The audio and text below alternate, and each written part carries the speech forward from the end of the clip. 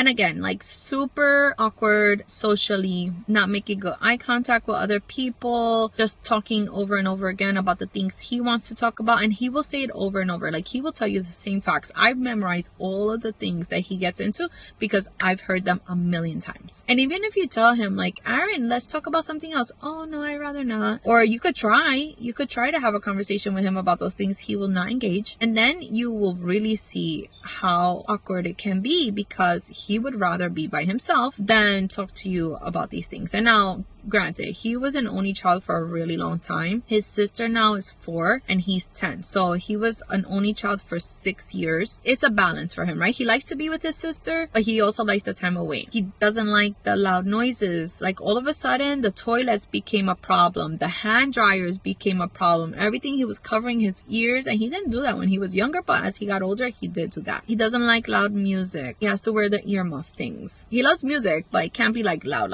like that. You could call his name a million times, he never hears it. You could say Aaron, Aaron, Aaron all day long, he never hears it. I have other names for him, and then that's when he pays attention, or we do something else that captures his attention, because he knows when I do the countdown, he better listen. He could talk and never make eye contact with me now. I feel like when he was younger, he made better eye contact. Now it's kind of fleeting. Touch is a big one for him. You cannot hug him, touch him, kiss him when he doesn't want it. So I have to ask for permission sometimes. Like, are you ready for a hug? Can I give you a kiss? So yeah, everything is kind of like on demand for him. And I call him the boss because of it. And he's like, I'm not trying to be bossy. I'm like, I know. He's like, I'm telling you what makes me comfortable. So I'm happy that we have good conversations about these things, because I also tell him like, hey buddy, I didn't know that you weren't ready for a hug. How was I supposed to know? You didn't tell me like, don't hug me right now. So we have actually even gotten into a routine of him like sharing when he is ready for those things and when he's not. Like, he'll try to tell me in advance. He will draw for hours and be alone and be super contento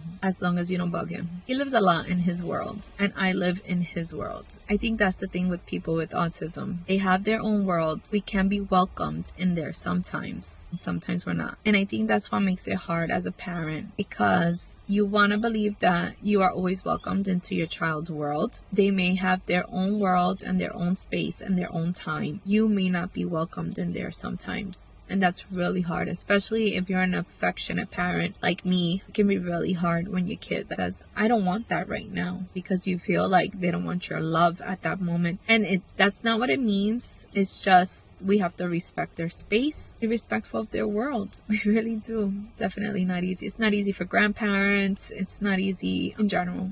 It's hard. But one thing I would want to say is that they're really great with other kids with autism. I feel like they understand each other. I like to see that dynamic.